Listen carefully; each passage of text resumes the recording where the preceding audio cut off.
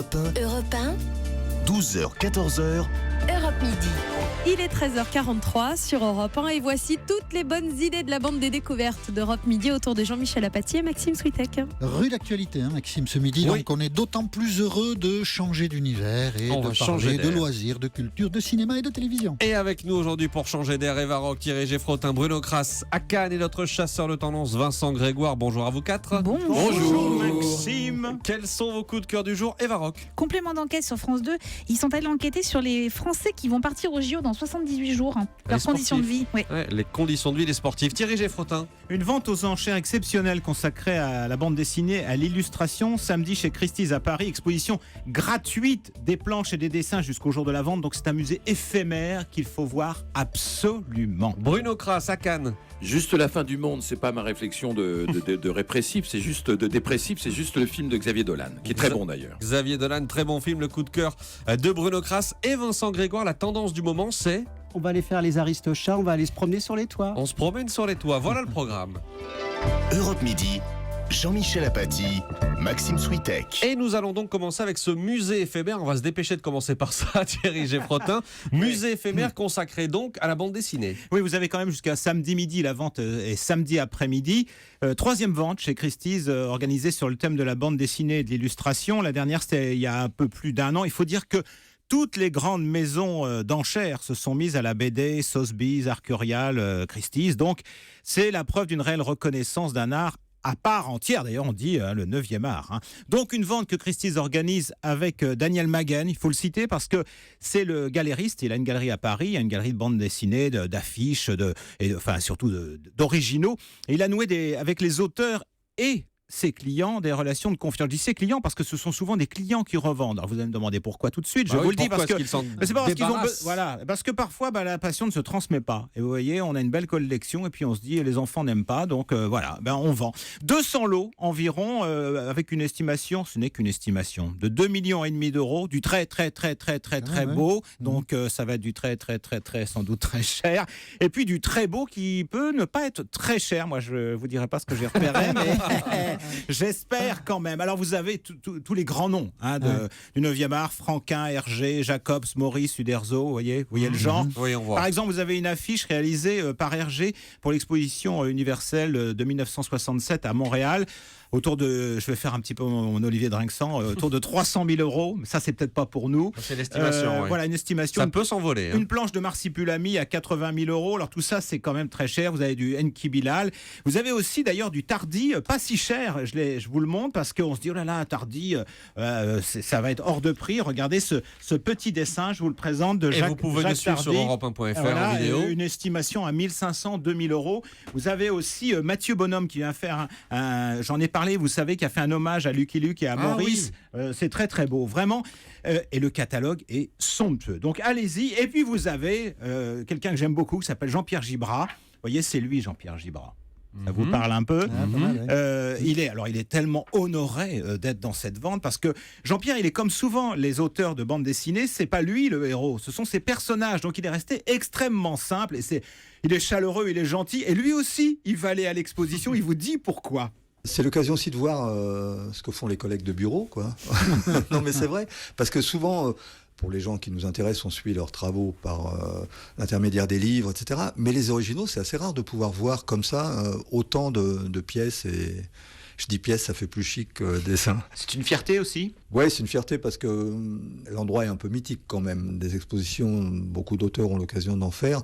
Ça va de la MJC ou à des endroits plus nobles, mais quand on arrive chez Christie's, on a l'impression après on peut plus monter plus haut. C'est vrai que ça claque chez Christie's. Je vous dis que c'est un bon gars. Il en parle simplement de son art. Il a 2 lots. Comme il dit, des pièces chic. 76 et 77. Alors lui, il est un peu cher pour moi. 18 000 à 20 000 euros et 40 000 à 50 000. Mais voilà, allez-y. Mais la simplicité d'un dessinateur dit aussi que c'est un travail de bénédictin. On est sur sa planche pendant des heures. C'est ça. C'est l'artisan. Solitaire, beaucoup plus du monde, des autres. Et ils aiment bien sortir et voir les copains comme il dit. Et les collègues de bureau. Et vous ne voulez toujours pas nous dire quelles pièces vous avez repérées. Il nous les montrera lundi. Il viendra nous les montrer lundi. Oui. Thierry, est-ce qu'on peut acheter le catalogue qui est magnifique? Oui, le catalogue, on peut l'avoir. Alors l'acheter, je ne sais pas, mais si vous allez chez Christie's, donc c'est à Paris, pas très loin d'Europe 1, dans le 8e arrondissement, je pense que tout le monde va se précipiter, ils vont avoir Venez de la 500 part de Thierry.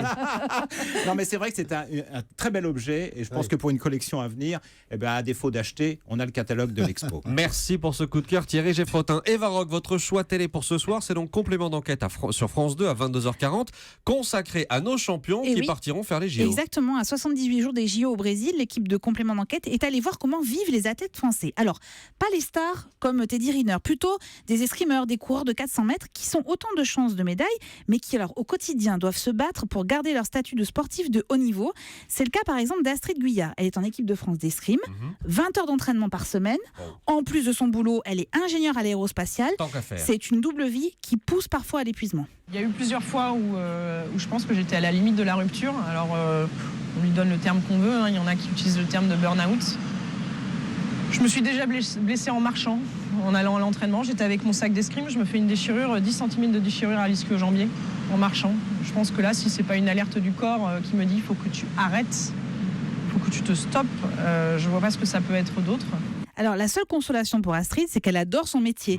Ce qui est beaucoup plus compliqué dans le cas de Farah Anarkassis. Elle est coureuse de 400 mètres. Elle avait été médaillée d'argent en 2012 au 4x400 avec l'équipe de France au championnat d'Europe. Et aux heures d'entraînement, ça ajoute aussi son boulot de vendeuse. Et c'est vraiment difficile pour elle. Il y a des mois où je me trouve en galère. J'ai des mois où il n'y a rien dans le frigo, quoi. C'est assez compliqué. Ouais, ça, c'est déjà arrivé.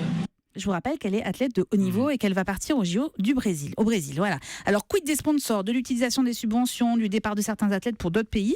Le sujet balaye vraiment toutes les problématiques et évoque notamment le cas de Ladjidou Kouré. Vous voyez ce coureur qui a été champion du monde du 110 mètres, qui a été une star, contrat publicitaire, invitation sur les plateaux télé.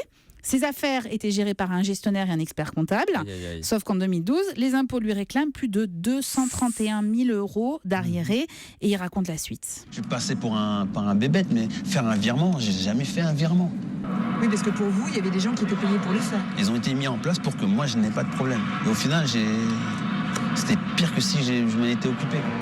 Ça a été une descente aux enfers ensuite pour lui. Le sujet est passionnant, c'est extrêmement bien mis en image et c'est très complet. Et puis surtout, on regarde des situations dans les autres pays européens qu'il faudrait peut-être trouver rapidement un statut en France pour tous les athlètes de haut niveau. Voilà, complément d'enquête France 2, 22h40, c'est le choix télé d'Eva Rock. Vous avez un bonus, Eva? Du sport. Mais oui, il est encore question de sport. C'est pas moi qui l'ai fait exprès. Mais alors eux, ils ont gagné beaucoup d'argent, énormément. C'est duel Connors face à McEnroe sur Jimmy France 5 Connors, à 22h20. C'est l'histoire d'une détestation entre les deux hommes. Je n'imaginais pas que c'était à ce point-là. Ça nous manque. Et ça nous manque parce qu'ils avaient un point commun tous les deux. C'était d'abord des bad boys, mais surtout ils avaient un sens du spectacle qui était incroyable. C'est un super beau documentaire qui est réalisé en plus par notre consoeur Bérangère Bonte. Ah bah oui, voilà, on la qu'on connaît salue. bien, Bérangère. On la salue effectivement. Voilà pour ce bonus. Une question, Jean-Michel Apathy, vous êtes plutôt Connors ou McEnroe dans le style? Et en tant que téléspectateur, vous étiez quoi? McEnroe. McEnroe, voilà. Le méchant garçon, vraiment. Mais il y a un film sur John McEnroe qui va bientôt sortir, un film réalisé par les Américains. Et ben voilà. Avec que des jurons. On suivra ça. Dans un instant, la suite des découvertes d'Europe Midi. On ira à Cannes et on verra quelle est la tendance du moment sur nos toits. À tout de suite. Jean-Michel Apathy, Maxime Switek. Et à 13h53 sur Europe 1, c'est la suite des découvertes d'Europe Midi avec le coup de cœur ciné du Festival de Cannes et une balade sur les toits. Oui, avant Cannes, on va aller se balader sur nos toits avec vous, Vincent Grégoire. Vous chassez les tendances pour le cabinet de tendance Nelly Rodi. Et alors là, aujourd'hui, vous nous avez dit, on va parler des toits. Pourquoi les toits ? Pourquoi les toits ? Parce que la rue devient difficile, la rue devient sensible, les terrasses ont moins la cote, voilà, il y a de la pollution en bas, il y a un besoin de s'élever, il y a un besoin de points de vue inédits sur la ville, de se réapproprier la ville. Et puis, il y a quelque chose aussi d'un peu sécuritaire. On se sent en sécurité quand on est sur les toits. Il faut montrer patte blanche souvent pour monter. Donc, voilà, c'est pour ça qu'on retrouve de plus en plus de bars, de terrasses, même des cinémas en plein air sur les toits. On retrouve aussi des piscines, des hôtels qui nous glissent des piscines. On retrouve des centres d'art contemporain, des expositions d'art contemporain. Donc les gens de tendance ont plutôt envie de monter là-haut, de se retrouver entre soi. Alors c'est une tendance qui vient bien sûr des anglo-saxons, de réinvestir la ville, de réenchanter la ville, et puis de s'approprier souvent des friches industrielles. On retrouve cette tendance aussi à Berlin. Donc il y a un certain snobisme à aller faire la fête dans des endroits qui sont sont un peu perdus, qui sont un peu protégés. On est au-dessus. Ah, voilà, on domine la ville, on est vraiment les rois du monde, quoi. C'est extraordinaire. Et en même temps, il y a quelque chose aussi de protégé, de préserver. On est entre soi, on est dans un endroit un peu merveilleux, un peu magique. Et puis, c'est aussi une tendance très écologique. On végétalise les toits, on les paysage. Des grands hôtels nous glissent des ruches sur les toits. On a même l'Opéra de Paris. L'Opéra de Paris, effectivement, les abeilles souffrent moins de la pollution quand elles sont dans un univers urbain. On y plante des fleurs. Voilà, on s'amuse aussi avec ces univers en hauteur. Et on a aussi dans les tendances, on associe très souvent Paris au toit. Quand on pose la question aux étrangers, c'est ce romantisme français. Mais dans les annonces des agences immobilières, généralement, on vous met vue sur les toits ou ce genre de choses. Ça, c'est un plus.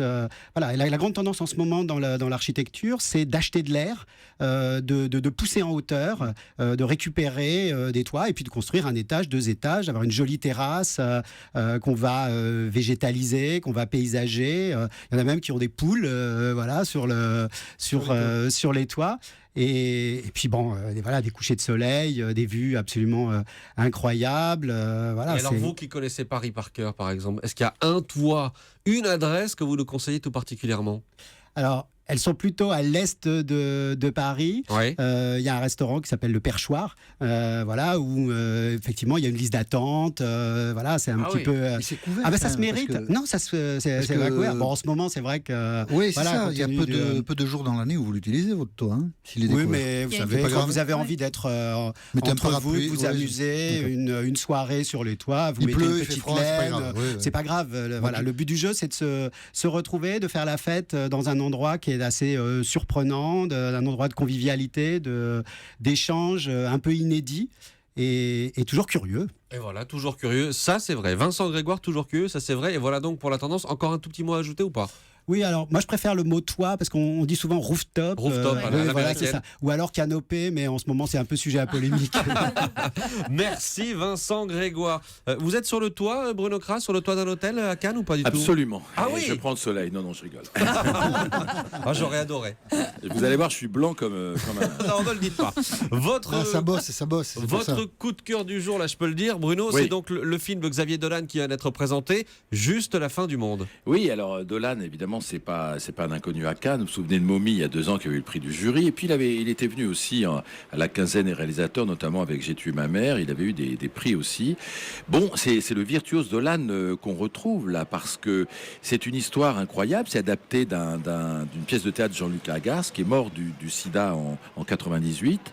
Et ce jeune homme qui a écrit cette pièce raconte l'histoire de Louis, qui est joué par Gaspard Ulliel, superbement d'ailleurs, qui revient chez lui dans son petit village au Québec après 12 ans d'absence. Il est attendu un petit peu comme l'enfant prodige, comme le Messie, mais en fait il revient pour annoncer à sa famille, sa mère Nathalie Baye, son frère Vincent Cassel, sa belle-sœur Marion Cotillard et sa sœur Léa Seydoux, qui va mourir. On ne sait pas de quoi, on ne dit pas que c'est le sida qui va mourir. Or, on sent que cette absence a généré un trouble terrible dans cette famille, qui n'a pas compris pourquoi il n'avait pas donné de nouvelles pendant 12 ans. Et ils sont à la fois heureux de le revoir, mais fébriles. Ils ont un peu des comptes à régler, ils sont frustrés, ils ont de la rancœur, de l'amertume. Et je ne vous dis pas s'il va l'annoncer ou pas ce décès futur, mais ça provoque une sorte d'explosion dans cette famille qui a l'air quand même très dysfonctionnelle et qui est très hystérique. Le film est super bien fait, un petit peu comme dans Mommy, c'est-à-dire qu'il a un art du rythme, du montage, les images vont à toute vitesse, c'est beau, c'est fort, c'est du cinéma fabriqué dans le meilleur sens du terme, parce que depuis 15 jours, on voit surtout du cinéma un peu tranche de vie, là c'est du cinéma théâtral fabriqué avec des dialogues étincelants, et c'est très fort. Alors la seule limite par rapport à Mommy, c'est que ça reste du théâtre et que de temps en temps, même si il fait exploser les murs et qu'on sort un peu, de temps en temps, il y a des dialogues ou des répliques de Vincent Cassel ou d'autres, on sent que c'est un petit peu écrit, mais une écriture forte quand même. Bruno, je vous pose la question quasi systématiquement, ça sent le palmarès ? C'est très difficile à dire, parce que comme Mommy, qui est quand même un peu supérieur, avait eu le prix du jury, je suis pas sûr. Mais en tout cas, ils mériteraient tous un prix d'interprétation, parce que Gaspard Ulliel n'a jamais été aussi bon. Nathalie Baye, en mère hystérique, avec une perruque brune, est extraordinaire. Marion Cotillard, qu'on avait vu dans Le Mal de Pierre il y a quelques jours, est superbe. Il arrive, et c'est ça qui est extraordinaire chez Dolan, à faire sortir de ces acteurs français qu'on connaît bien, d'autres choses qu'on n'a quasiment jamais vues chez eux. Donc c'est superbe. Voilà. Mais vous n'avez pas trouvé votre palme d'or encore, on a l'impression. Non, mais c'est terrible parce que il nous reste quoi? Il nous reste un film de Nicolas Winding Refn, le réalisateur de Drive, ce soir. Demain matin, on voit le film de Sean Penn, quand même, une histoire dans l'humanitaire. Et demain soir, il faut se méfier, l'Iranien Ashghar Farhadi, qui avait fait ce superbe film qui s'appelait La Séparation. Donc il m'en reste 3 à voir. Elle de Paul Verhoeven, je l'ai vu et je pense pas que ce sera une palme. Et j'ai pas encore, en tout cas moi de mon côté, une palme d'or. Ce qui prouve que, je suis désolé de le dire, le niveau cette année n'était pas extraordinaire. Allez, on est avec vous. On est avec vous, Bruno Kras. Merci Bruno, merci à toute la bande des découvertes.